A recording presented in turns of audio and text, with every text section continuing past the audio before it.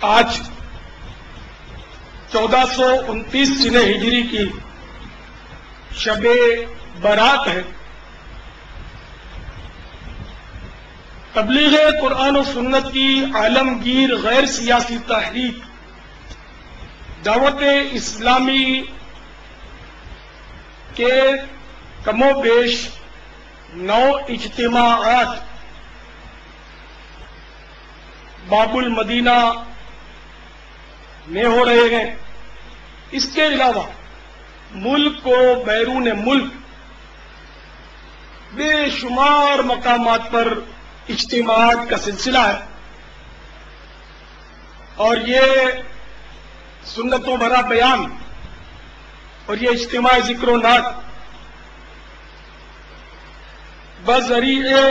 بذریعہ انٹرنیٹ دنیا کے بے شمار ممالک میں دیکھا اور سنا جا رہا ہے، ساتھ ہی ٹی وی پر بھی براہ راست دیکھا اور سنا جا رہا ہے۔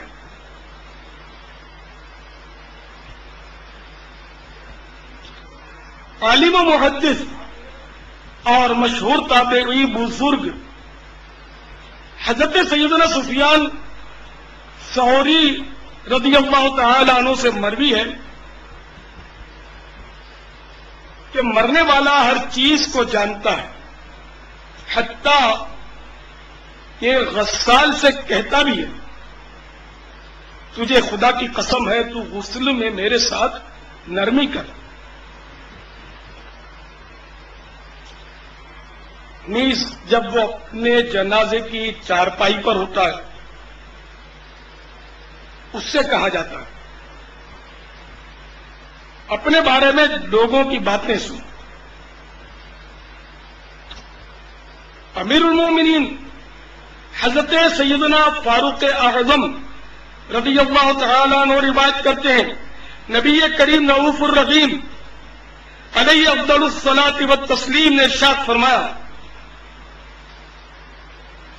مردہ جب تخت پر رکھا جاتا ہے اور اسے لے کر ابھی 3 قدم ہی چلے ہوتے ہیں کہ وہ بول اٹھتا ہے، اور اس کی بات کو انسانوں اور جنات کے علاوہ اللہ تعالی جسے چاہتا ہے سنواتا ہے۔ مردہ کہتا ہے، اے میرے بھائیوں اور اے میرا جنازہ اٹھانے والوں، تمہیں دنیا دھوکے میں نہ ڈال دے جیسا کہ مجھے ڈالے رکھا، اور زمانہ تمہارے ساتھ نہ کھیلے جیسا کہ میرے ساتھ کھیلا۔ میں نے جو کچھ کمایا وہ اپنے ورثاء کے لیے چھوڑا۔ اللہ تواب عز و جل قیامت والے دن مجھ سے حساب لے گا اور میری پکڑ فرمائے گا، حالانکہ تم لوگ مجھے رخصت کرتے اور مجھے پکارتے، یعنی میرے لیے روتے دھوتے ہو۔ جتنے دنیا سکندر تھا چلا، جب گیا دنیا سے خالی ہاتھ تھا۔ اے میرے میٹھے میٹھے اور پیارے پیارے اسلامی بھائیوں اور انٹرنیٹ اور ٹی وی کے ذریعے دیکھنے والے اسلامی بھائیوں اور اسلامی بہنوں، ذرا غور تو کیجئے، اس وقت کیسی بے کسی ہوگی جب روح بدن سے جدا ہو چکی ہوگی، وہ کس قدر بے بسی کا عالم ہوگا جب بیش قیمت کپڑے اتارے جا رہے ہوں گے، غسال نہلا رہا ہوگا، لٹھے کا کفن پہنایا جا رہا ہوگا، کیسی حسرت کی گھڑی ہوگی جب جنازہ اٹھایا جا رہا ہوگا۔ ہائے ہائے، وہ دنیا جس کے لیے عمر بھر بھاگ دوڑ کی تھی، جس کی خاطر راتوں کی نیندیں اڑائی تھی، طرح طرح کے خطرے مول لیے تھے، حاسدین کی رکاوٹیں ہونے کے باوجود بھی جان لڑا کر دنیا کا مال کماتے رہے تھے، دولت اکٹھی کرتے رہے تھے، مکان کو نہایت ہی اہتمام کے ساتھ مضبوط تعمیر کیا تھا، اسے طرح طرح کے فرنیچر سے سجایا تھا، وہ سب چھوڑ کر رخصت ہونا پڑ رہا ہوگا۔ قیمتی لباس کھوٹی سے ٹنگا رہ جائے گا، ایئر کنڈیشنڈ کار گیریج میں کھڑی رہ جائے گی، کھیل کود کے آلات، عیش و طرب کے اسباب اور ہر طرح کا مال سامان دھڑا کا دھڑا رہ جائے گا۔ اس وقت مردے کی بے بسی انتہا کو پہنچے گی جب اس کو روشنیوں سے جگمگاتی عارضی خوشیوں سے مسکراتی دنیا ناپائیدار کے فانی گھر سے نکال کر اندھیری قبر میں منتقل کرنے کے لیے کندھوں پر لاد کر سوئے قبرستان چل پڑیں گے۔ عالم انقلاب ہے دنیا، چند لمحوں کا خواب ہے دنیا، فخر کیوں لگائیں دل اس سے، نہیں اچھی خراب ہے دنیا۔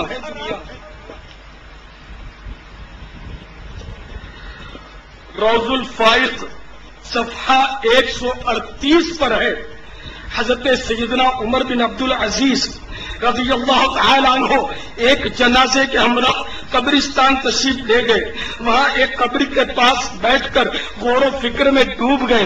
کسی نے عرض کی، یا امیر المؤمنین، آپ یہاں تنہا کیسے تشریف فرما ہے؟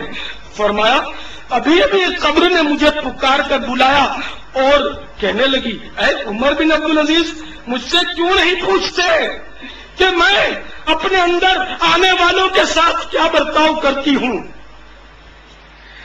میں نے اس قبر سے کہا، مجھے ضرور بتا۔ وہ کہنے لگی، جب کوئی میرے اندر آتا ہے تو میں اس کا کفن پھاڑ کر جسم کے ٹکڑے ٹکڑے کر ڈالتی اور اس کا گوشت کھا جاتی ہوں۔ کیا آپ مجھ سے یہ نہیں پوچھیں گے کہ میں اس کے جوڑوں کے ساتھ کیا کرتی ہوں؟ میں نے کہا، ضرور بتا۔ کہنے لگی، ہتھیلیوں کو کلائیوں سے، گھٹنوں کو پنڈلیوں سے اور پنڈلیوں کو قدموں سے جدا کر دیتی ہوں۔ اتنا کہنے کے بعد حضرت سیدنا عمر بن عبد العزیز رضی اللہ تعالی عنہ ہچکیاں لے کر رونے لگے۔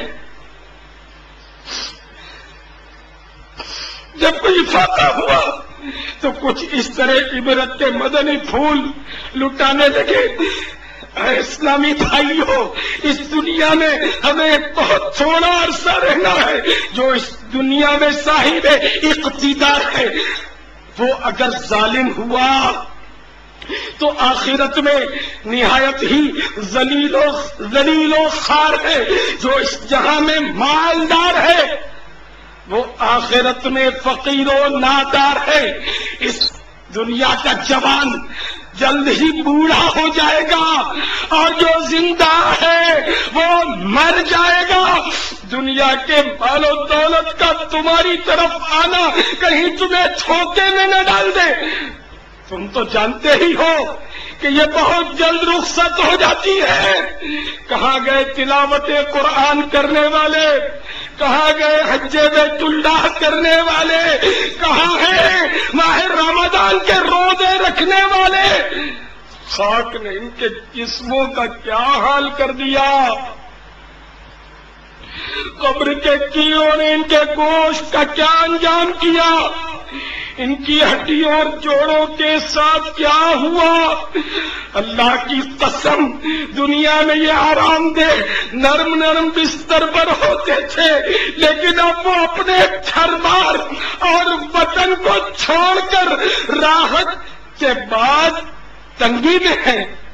ان کی بیواؤں نے دوسرے نکاح کر کے دوسرے گھر بسا لیے۔ ان کی اولاد گلیوں میں در بدر پھر رہی ہے۔ ان کے رشتہ داروں نے ان کے مکانات و میراث آپس میں تقسیم کر لیے۔ واللہ ان میں کچھ خوش نصیب ہیں جو قبروں میں مزے لوٹ رہے ہیں، اور خدا کی قسم بعض قبر میں عذاب میں گرفتار ہیں۔